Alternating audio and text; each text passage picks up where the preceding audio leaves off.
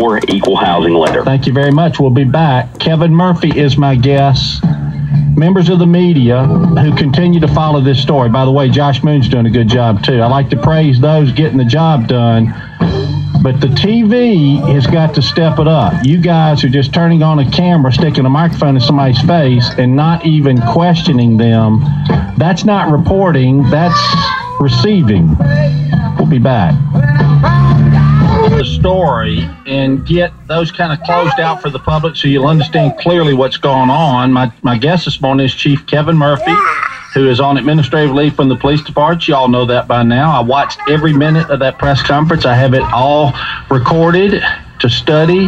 But Chief, you seem to be comfortable giving a speech and talking to the public in the manner you did. You're comfortable with the press. Yes. How many speeches have you given as a member of the police department in your career? Because it was very apparent to me that you're comfortable in that type of leadership role. Well, I just spoke from the heart. I can't tell you how many speeches I've given. I love speaking to groups and attacking problems. I love interacting with citizens and civic my clubs. Officers. Yeah. And you take questions. Sure. Do you believe, and I happen to believe you have a political future. I'm going to get this one out early in this interview. I hear people talking about it. I think it has to be a thought in your head today, although that's not your motivation for this interview or any interview. In fact, you said to me earlier, you just want to be police chief.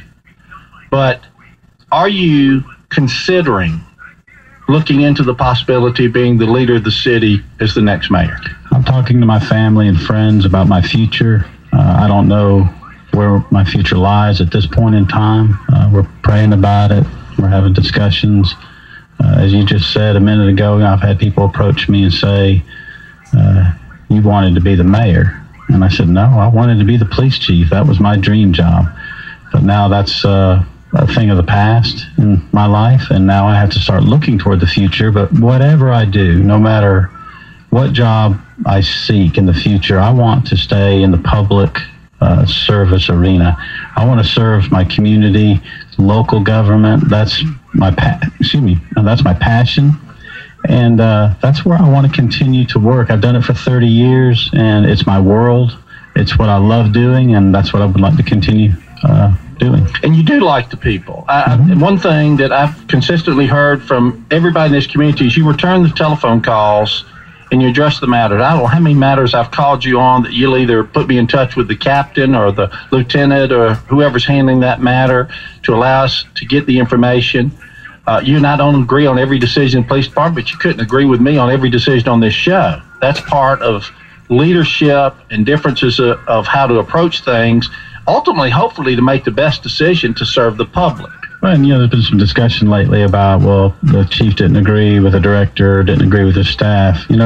At my home, in my family, my wife, my children, we don't always agree there either. I don't know of anybody in life that agrees with everything someone else does. That's part of the human experience. It's really not healthy because and let me go to that. You weren't a yes man, were you? No, sir. I think that it's the chief's job to bring out all relevant matters and points of running the organization and to fight for, again, resources and money and personnel. And that's what a police chief does all over the United States. But you would not then go to the press. And let me say this for the public. Chief Murphy has not been somebody leaking information to me. He has been loyal to his city and to his department. He is somebody in which sometimes I found out about things and I'd call and you wouldn't lie to me. You'd confirm it. If it was something you could confirm, if it was something you could not discuss because it was a matter of investigation, you would tell me that. Yes, sir. But you have honored the integrity of your office by, at times, having to follow decisions that you may have argued against behind the scenes. Sure. Let me go to the funds issue and get that out of the way. There's two ways this Christmas party could have taken place after they canceled it. First of all of us could have made an effort to raise the money, which would not have taken long. I don't care if it was, what was the cost of this, $30,000? No, yes, sir. And that would take about, half a dozen phone calls to some very charitable companies that believe that our city and our police department and those folks should be recognized, but there was no effort made there. Well, no, when the mayor and I had a discussion this year, it was actually in March, and Mayor Strange very reasonable about it. He said, find some private benefactors to fund the Christmas luncheon, Kevin, and we can have it again. And I said, that's great, Mayor. And I had discussions with Chief Brown about after the Police Memorial May that we would start to maybe formulate a plan and see if there was anybody in the community interested in sponsoring the Christmas luncheon. So, there's a lot of different ways that we can solve problems. And this wasn't, in my opinion, a hill worth dying on. It was canceled, and then we regroup and find another way. Move on from that. Sure. Now, another piece of information needs to be in the public arena, because the way they talked about the funds, it was making it sound like, and Todd Strange was clear, there was no malfeasance here. The funds that this would have been out of have been fully audited recently. Yes, there was an audit just a couple months ago, and it was no problems.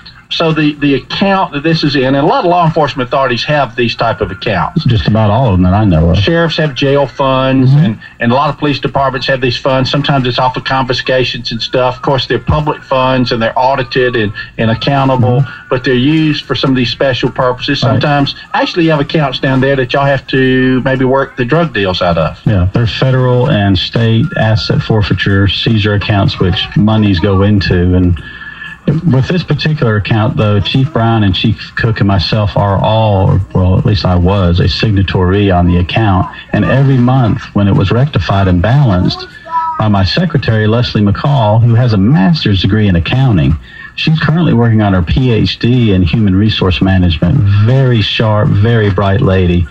When she would rectify the account every month and send me a report and I'd sign off on it, Chief Brown and Chief Cook, and I gave them checks and balances. Yeah, I gave them this information because they needed it.